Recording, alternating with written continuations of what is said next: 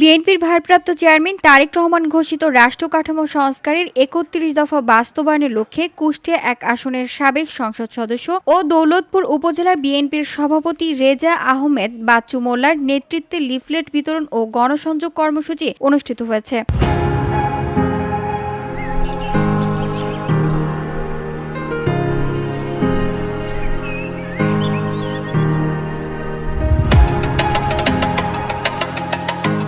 রেজা আহমেদ বাচ্চু মোল্লা বলেন, তারেক রহমান ঘোষিত ৩১ দফা বাস্তবায়নই দেশের গণতন্ত্র পুনরুদ্ধার ও জনগণের অধিকার প্রতিষ্ঠার পথ সুগম করবে। আগামী দিনে বিএনপিকে রাষ্ট্র কাঠামোয় আনতে সবাইকে ঐক্যবদ্ধভাবে কাজ করতে হবে।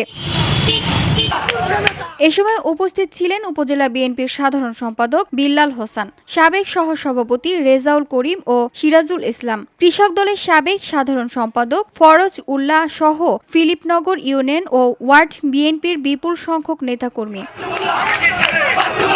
লিফলেট বিতরণ ও গণসংযোগ কর্মসূচিতে স্থানীয় নেতাকর্মীদের উপস্থিতিতে এলাকা জুড়ে জনসমাগমে উৎসবমুখর পরিবেশের সৃষ্টি হয়।